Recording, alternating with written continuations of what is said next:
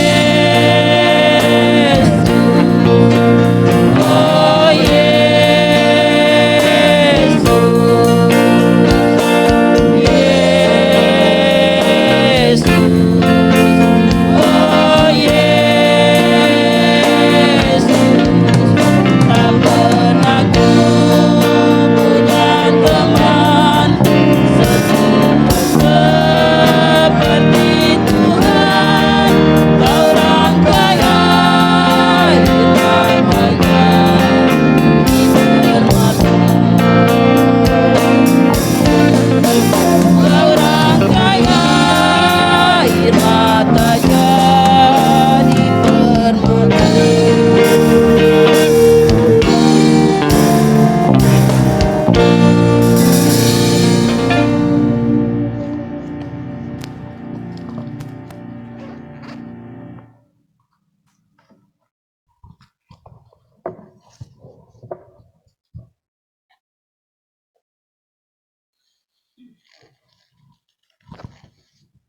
Kita akan masuk dalam pelayanan firman Tuhan. Mari kita satukan hati, minta tuntunan berkat daripada Tuhan. Mari berdoa.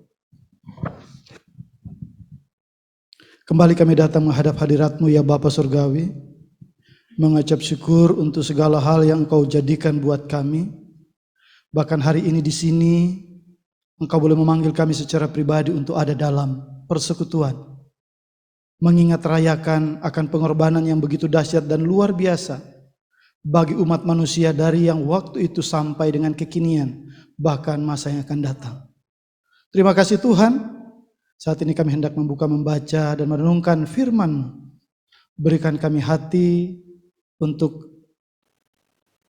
datang diam dengan tenang, membaca dan mendengarkan, bahkan hikmat yang daripada Tuhan, untuk memahami supaya kami bisa menyaksikan, menerima rahasia Allah, untuk kami bisa miliki dan bahkan lakukan dalam kehidupan kami. Dalam nama Tuhan Yesus, kami berdoa dan mengucap syukur untuk pembacaan dan perenungan firman Tuhan saat ini. Haleluya.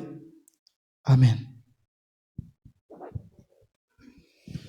Saudara-saudara, mari kita membuka Alkitab kita yang terdapat dari Markus 15 ayat 33 sampai 41.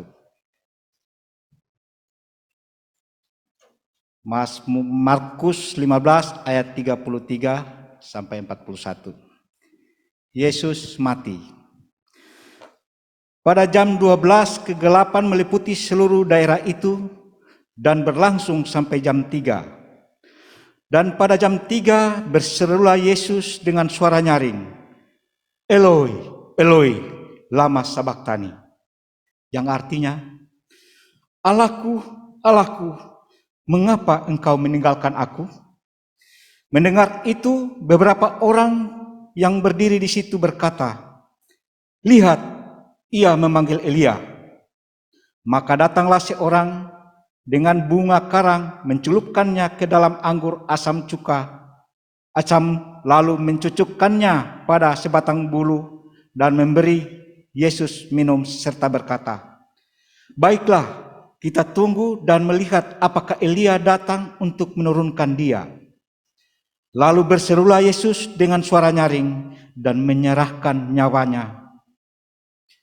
Ketika itu tabir bait suci terbelah dua dari atas sampai ke bawah.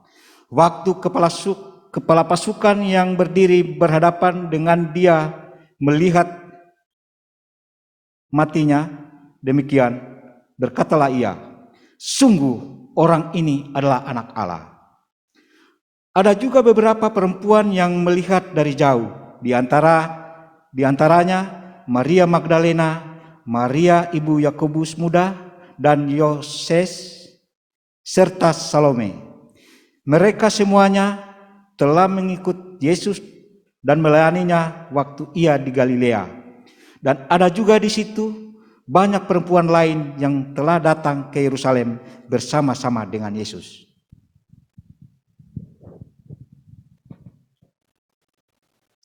Sabda Tuhan, jikalau kamu tetap dalam firman-Ku, kamu benar-benar adalah murid-Ku, dan kamu akan mengetahui kebenaran, dan kebenaran itu akan memerdekakanmu. Hosiana. Hosiana, Hosiana, Hosiana.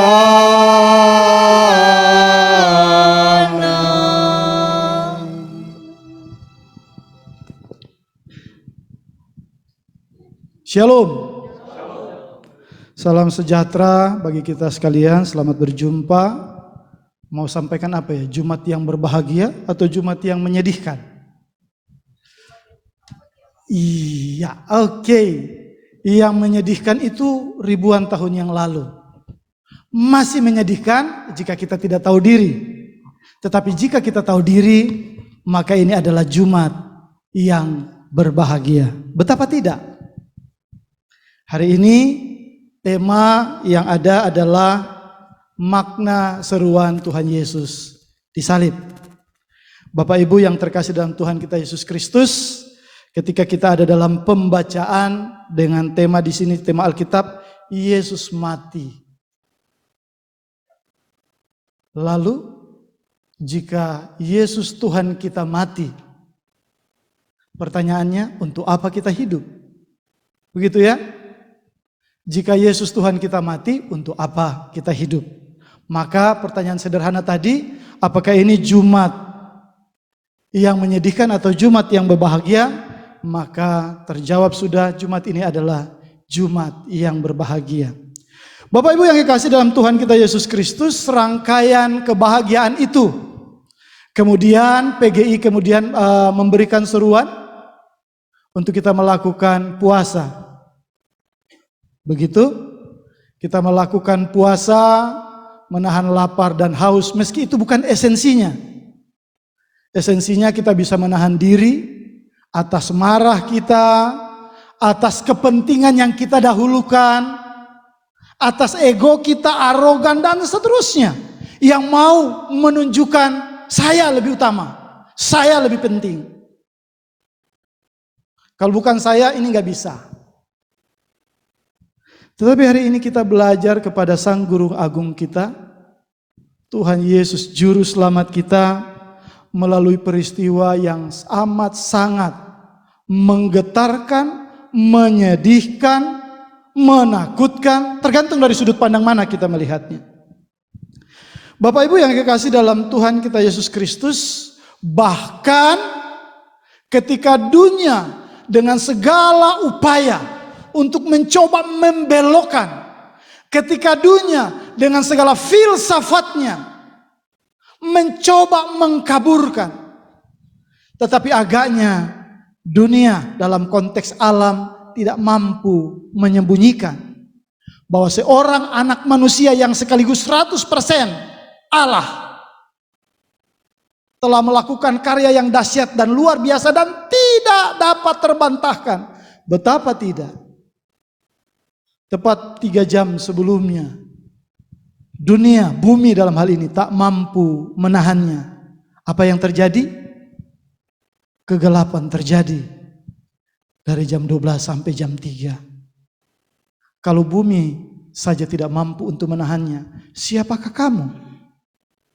Siapakah kamu?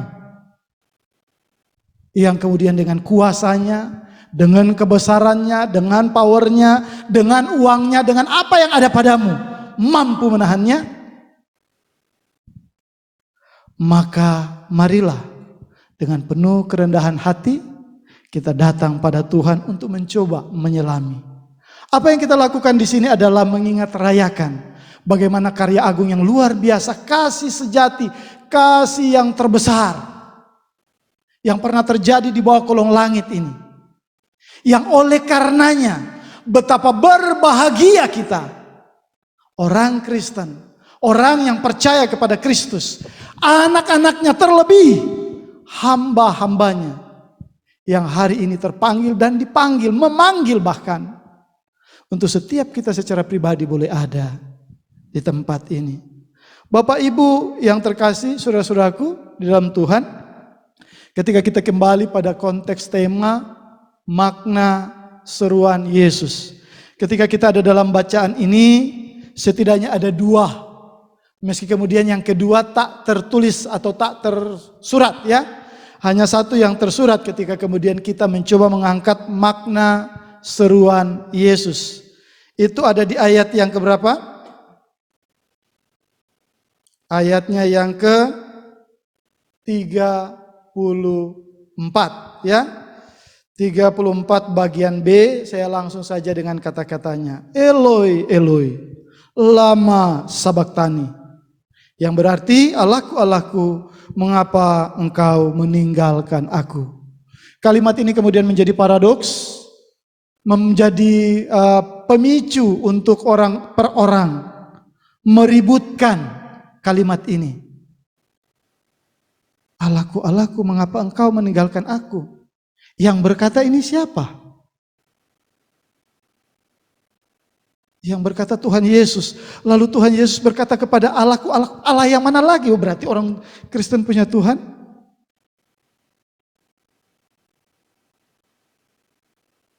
Jadi ketika Tuhan Yesus berkata Allahku, Allahku, ini bagaimana?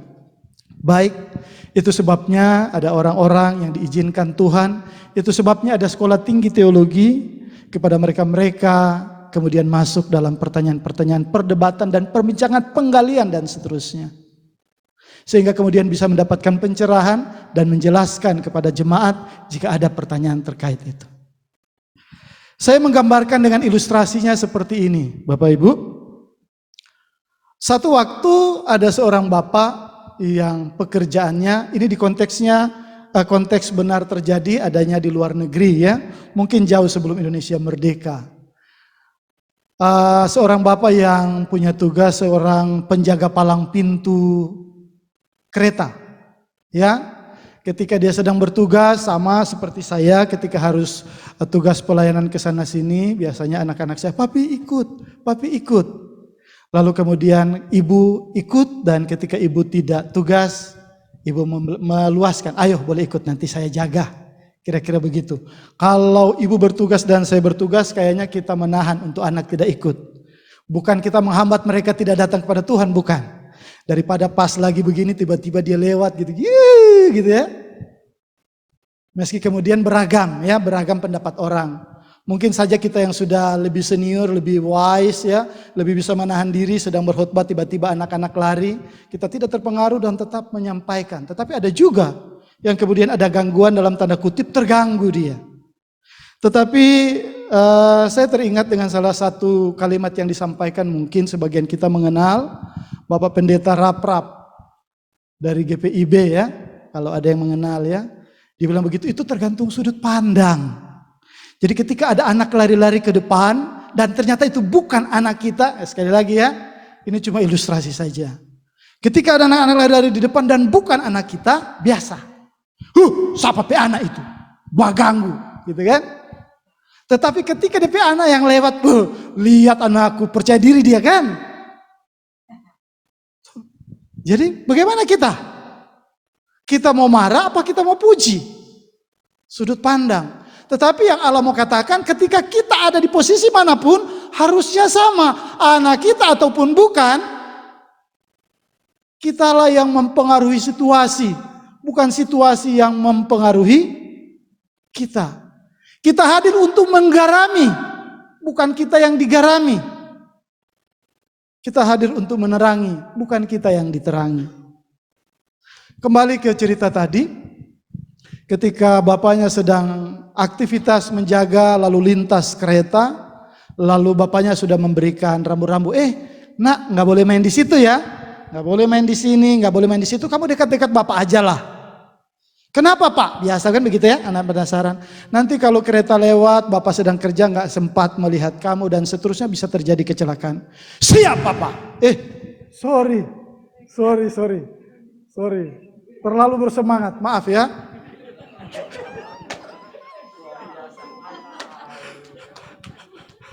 Oke, siap Bapak. Ya, begitu kereta api pertama lewat, kedua lewat, ketiga lewat dan seterusnya aman. Sampai anak itu kemudian mungkin bosan menunggui bapaknya, apa yang dilarang sudah dilupakannya. Saking mungkin bosan menikmati suasana, anak itu kemudian mulai mendekat ke daerah-daerah berbahaya. Singkat cerita, ketika kemudian kereta itu lewat, tanda di dalam alat-alat yang dijaga bapaknya udah lihat, oh iya kereta mau lewat. Dan dia harus membuka atau menutup rel supaya kemudian jalannya kereta itu dengan baik. Bapaknya pun mungkin karena sudah aman kereta lewat demi kereta tidak ada masalah. Dan otomatis sebab, sekali lagi otomatis sebab ketika bapaknya tidak melakukan bagian itu, maka bisa saja orang dalam kereta, satu kereta itu bisa akan celaka. Singkat cerita, kereta semakin dekat dan bapaknya melakukan itu. Set. Begitu melakukannya, ternyata ada teriakan dari sana. Papa! Saya TGP, tahu TGP? Saya kejepit, Pak, tolong, Pak, tolong.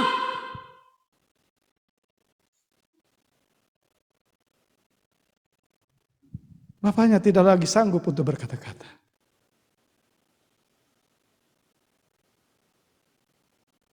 Di ujung sana anaknya teriak, Eloi, Eloi. Lama sabatani.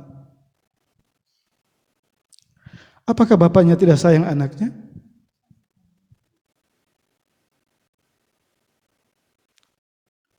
Kenapa bapaknya membiarkan lo itu anaknya? Orang yang dalam kereta itu nggak kenal. Orang yang dalam kereta itu nggak kenal. Paling kalau kenal mungkin cuma masinisnya saja. Papa!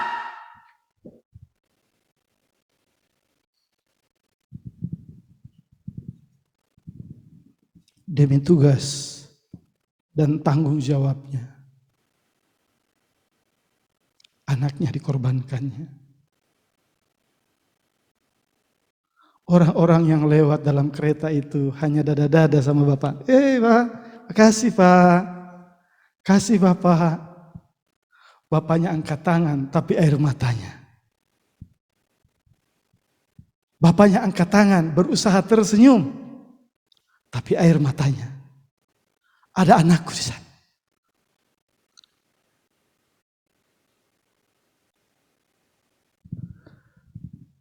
Harusnya kita yang dicambuk. Harusnya kita yang dipukul.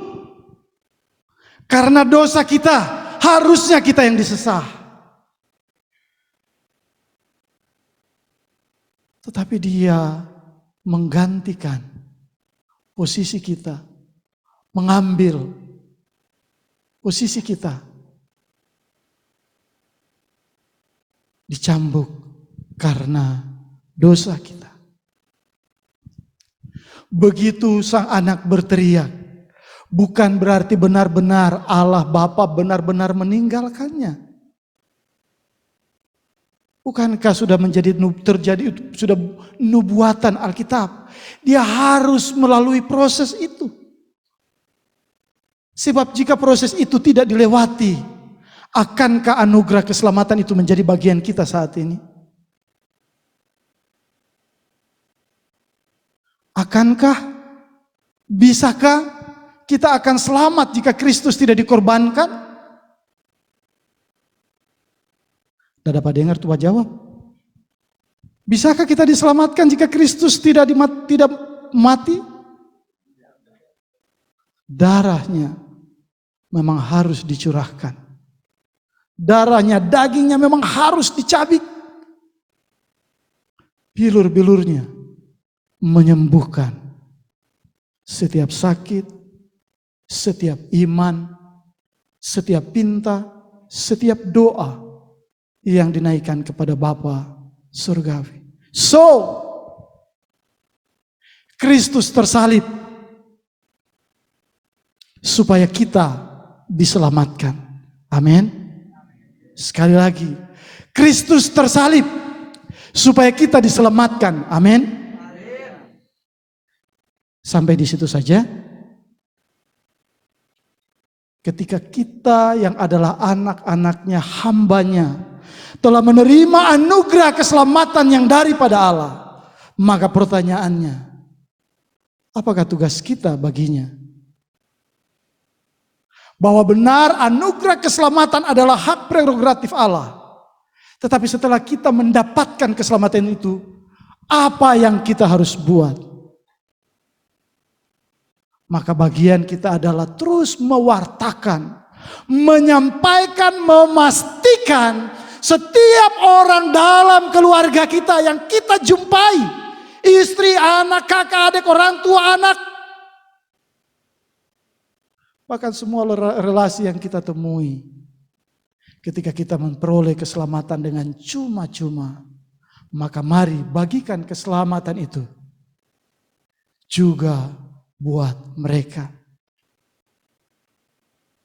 Dan hari ini di sini kita telah mengambil bagian itu. Dengarkan suara Tuhan, dengarkan seruannya, bagaimana dengan tegar dan gagah Tuhan menghadapi apa yang seharusnya dikerjakannya. Dikatakan dia taat kepada Bapaknya, bahkan taat sampai mati, mati di kayu salib. Maka sebagai hamba, sebagai anak-anaknya, mari kita mengikuti teladannya untuk taat, bahkan taat sampai mati di kayu salib. Bapak Ibu yang terkasih dalam Tuhan kita Yesus Kristus. Kemudian kalimat yang kedua, meski di sini tidak terucapkan di kitab Markus ya, tetapi ada kalau kita baca di sini, persis di bawah tulisan atau judul Yesus mati ada referensinya di Matius 27 ayat 46 sampai 56, Lukas dan seterusnya. Maka di sini di ayat ke-37 berkata, lalu berserulah Yesus dengan suara nyaring dan menyerahkan nyawanya. Begitu ya? Kalau bisa kita lihat di ayat referensi yang lain, di sana dikatakan, lalu Yesus berseru, "Ya Bapa, ke dalam tanganmu." Wes, ini dapat sepeda Pak Ritson ini ya.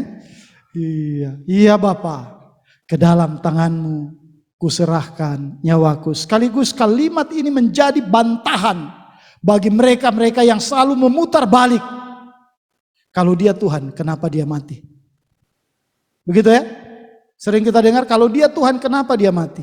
Alkitab menjelaskan, lalu berseru dia kepada Bapaknya, "Ya Bapa, ke dalam tanganmu kuserahkan nyawaku." Artinya apa? Jika bukan dia yang mau menyerahkan, sampai tak bosan-bosan, sampai pasca, sampai apa, jika dia mau. Seperti orang-orang yang penyamun, orang-orang banyak yang berkata, wah katanya dia anak Allah, kalau benar dia anak Allah, turunlah. Halo, kalau Tuhan Yesus mau, dia bisa turun. Apa? Kalau Tuhan Yesus mau, dia bisa turun. Tapi pertanyaannya, Tuhan Yesus adalah Tuhan, bukan saya. Kalau saya yang disalib, lihat orang kayak begitu, saya turun. Saya. Ya. Tapi Tuhan Yesus bukan, dia Tuhan. Karena dia harus mengerjakan apa yang menjadi pekerjaannya. Kalau dia turun, batal. Maka dia tetap di atas.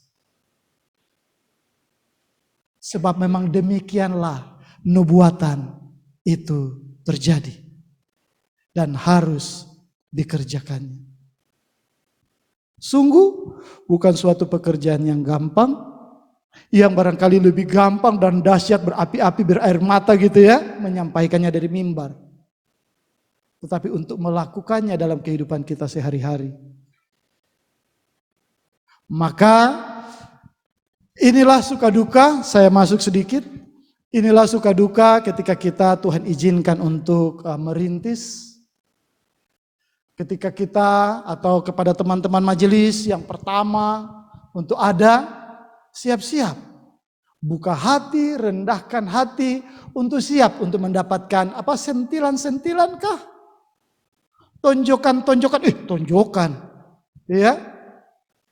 Tendangan kata-kata maksudnya ya. Tonjokan kata-kata, maka berapa sih kecil itu? Kalau Tuhan saja tidak terpengaruh, biarlah ajaran dan keteladanannya pun utuh. Berkat Tuhan turun atas kita sehingga kita yang mungkin lemah, yang tidak pandai berkata-kata, atau bahkan yang tidak pandai menjaga hati, maka belajarlah. Tuhan Yesus berkata, barang siapa mau mengikut aku, apa lanjutannya? Dia harus memikul salibnya dan menyangkal diri dan mengikut aku. Saya ingat Pak Pin pernah menceritakan, jangan korupsi salibnya, begitu ya. Mendengarkan kita semua, jangan korupsi salibnya.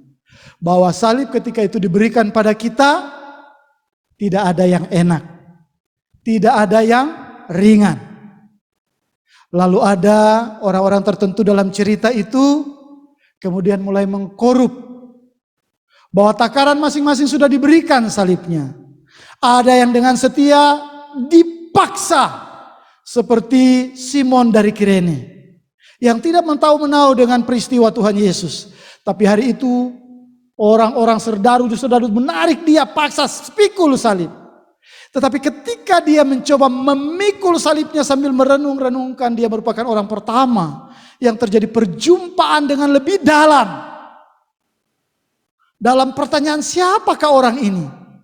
Dalam perjalanan Via Dolorosa sampai ke Golgota, Bukit Tengkorak, dia berjumpa, dia mengalami perjumpaan secara pribadi dengan Allah. Sekali lagi, dan itu berat. Betapa berat? Ukurannya apa? Kalimat Alkitab dikatakan dipaksa. Tapi kemudian ketika dalam keterpaksaan kita sungguh-sungguh mau belajar rendah hati ketika dia berkata, marilah kepadaku semua yang letih, lesu dan berbeban berat. Aku akan memberikan kelegaan kepadamu. Tetapi kemudian ditambahkan, pikul aku yang kupasang